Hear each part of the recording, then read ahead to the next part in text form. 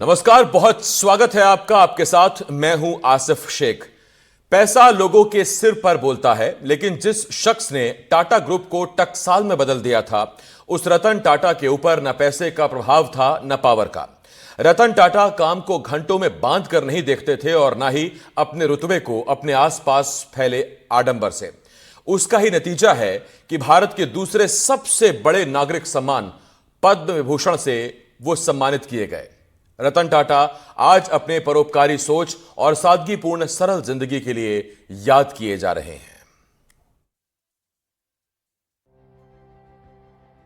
1962 में जिस वक्त भारत और चीन के बीच युद्ध चल रहा था, कमोबेश उसी वक्त रतन टाटा लॉस एंजलिस की अपनी नौकरी छोड़कर भारत लौटे।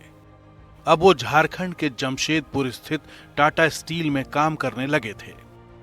लेकिन आपको ये जानकर आश्चर्य होगा कि टाटा सरनेम वाले इस शख्स ने वहां शुरुआत अप्रेंटिसशिप के साथ की और उस दौरान दूसरे कर्मचारियों की तरह खुद भी नीला ओवरऑल पहनकर जाते थे। जमीनी स्तर पर चीजों को समझने की उनकी खासियत ने ही उनको 29 साल के भीतर टाटा ग्रुप का सुपर बॉस बना दिया था। रतन टाटा जी को बहुत मनपूर्वक श्रद्धांजलि देता हूं। रतन टाटा जी, मेरा उनसे व्यक्तिगत भी गहरा परिचय रहा, परंतु न केवल भारतीय उद्योग जगत के, पूरे विश्व के एक सम्मानीय उद्योजक रहे और पहले की तरह आज भी टाटा समूह भारत के उद्योग जगत में एक ध्रुव तारा बनकर है। उसमें रतन टाटा जी का बहुत बड़ा योगदान है। रतन टाटा के स्वभाव में जिद, संकोच और सादगी का अद्भुत मिश्रण था। उनको जिद थी कि जिस दुनिया में काम कर रहे हैं उसको बदल देंगे, लेकिन उसके लिए हाइप खड़ा करना उनके मिजाज से मेल नहीं खाता था। वो चुपचाप काम करने वाले शख्स थे।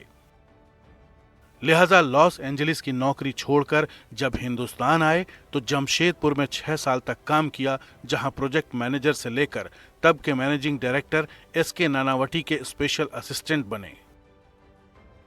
उनके काम करने के लगन की प्रसिद्धि मुंबई तक पहुंची तो जेआरडी टाटा ने उन्हें मुंबई बुला लिया।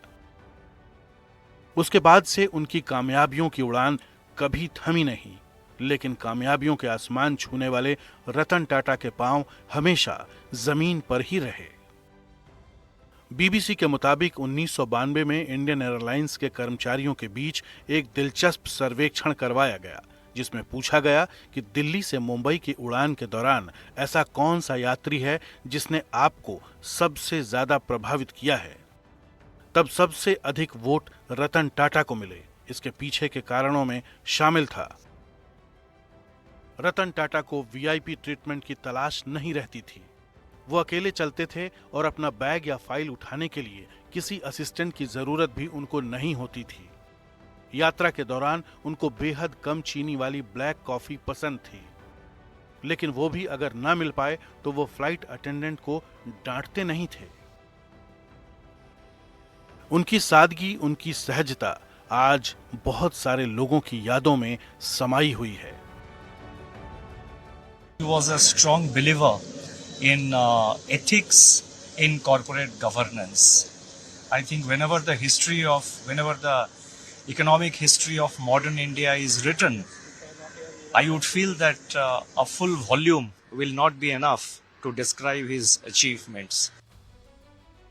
टाटा के काम करने में एक अनुशासन था। बिल्कुल जेआरडी टाटा की तरह ही वो वक्त के पाबंद थे और देर तक दफ्तर में बैठकर फाइलों में सिर घुसाए रखने वाले शख्स नहीं थे।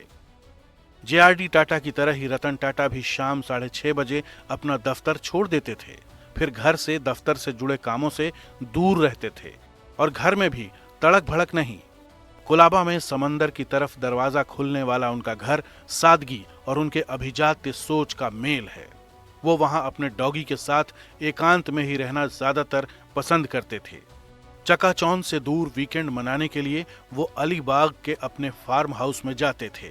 एक बेहद कामयाब उद्योगपति होने के बावजूद रतन टाटा ने अपने ऊपर पैसे, पावर और प्रसिद्धि को कभी भी हावी होने नहीं दिया, जिसका नतीजा है कि ये तीनों चीजें जिंदगी भर उनके कदमों के पीछे पीछे दौड़ती रहीं। एनडीटीवी इंडिया की रिपोर्ट।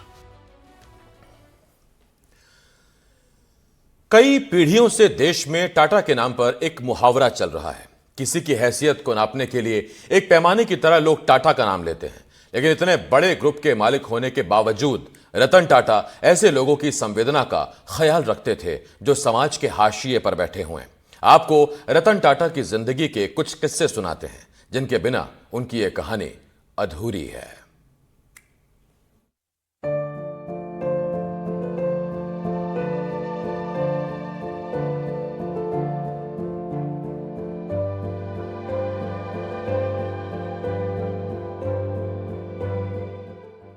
मशहूर अभिनेत्री सिमी ग्रेवाल ने रतन टाटा को एक परफेक्ट जेंटलमैन कहा था, लेकिन इस जेंटलमैन के अंदर जिद पर अड़ने और अड़कर अपनी नई मंजिल हासिल करने की अद्भुत क्षमता थी। तभी तो 1998 में जब टाटा मोटर्स का कार विंग इंडिका के घाटे के कारण बिकने के कगार पर आया तो टाटा ने उसको मुनाफे का सबब बना दिया। दरअसल टाटा मोटर्स की इंडिका के घाटे के बाद उसको बेचने के लिए टाटा ने फोर्ड के मालिक बिल फोर्ड से बात की। बिल फोर्ड इसे खरीदने को तैयार हो गए, लेकिन दो बातें ऐसी कर दी कि रतन टाटा के दिल पर लग गई। पहली बात कही कि आपको जब कार का अनुभव और ज्ञान नहीं तो इस क्षेत्र में हाथ क्यों डाला, और दूसरी बात कही कि इसे खरीदकर फोर्ड टाटा ग्रुप पर एहसान कर रहा है। रतन टाटा ने डील कैंसिल कर दी। उन्होंने नए तरीके से काम शुरू किया, कमाई बढ़ी, मुनाफा बढ़ा और 10 साल बाद 2008 में टाटा मोटर्स ने दिवालिया हो रहे फोर्ड के दो मशहूर ब्रांड जगुआर और लैंड रोवर को खरीद लिया। आम आदमी का दर्द, आम आदमी की गाड़ी। टाटा ग्रुप के मालिक होने के बावजूद रतन टाटा मामूली लोगों की पीड़ा को महसूस करने वाली संवेदना रखते थे। भारत की सबसे सस्ती कार नैनो को बनाने की प्रेरणा उनको मुंबई में एक परिवार को मूसलाधार बारिश में एक दोपहिया पर भीगते हुए देखकर मिली। नैनो कार भले ही नहीं चली और 4 साल पहले इसका प्रोडक्शन बंद करना पड़ा, लेकिन ये एक झलक है कि रतन टाटा आम आदमी की तकलीफ से खुद को कैसे जोड़ते थे। रतन टाटा के पिता चाहते थे कि बेटा इंजीनियर बने, जबकि रतन टाटा खुद एक आर्किटेक्चर बनना चाहते थे। हालांकि पिता की जिद और दबाव में वो अमेरिका गए तो मेडिकल इंजीनियरिंग की पढ़ाई करने, लेकिन निकले तो आर्किटेक्चर में डिग्री लेकर।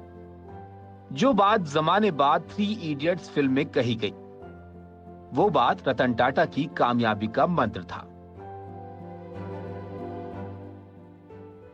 अमेरिका में पढ़ाई के बाद लॉस एंजलिस में रतन टाटा को एक बहुत अच्छी नौकरी मिल गई थी। वहीं पर एक लड़की से उनको प्यार भी हो गया। वो उससे शादी करना चाहते थे, लेकिन उसी वक्त उनकी दादी की तबीयत बेहद खराब हो गई थी। दरअसल बचपन में माता पिता के तलाक के कारण दादी ने ही रतन टाटा की परवरिश की थी। अपनी दादी से मिलने जब वो हिंदुस्तान आ रहे थे तो उस लड़की से भी भारत चलकर शादी करने के लिए कहा, लेकिन तभी भारत और चीन में युद्ध छिड़ गया था। लड़की के माता पिता अपनी बेटी को भारत भेजने को तैयार नहीं हुए। रतन टाटा ने सोचा था कि वो दादी से मिलकर लौटेंगे तो लड़की को दोबारा मनाएंगे, लेकिन यहाँ युद्ध के कारण उन्हें काफी दिनों तक रुकना पड़ा और उनका प्यार शादी के बंधन तक नहीं पहुंच सका।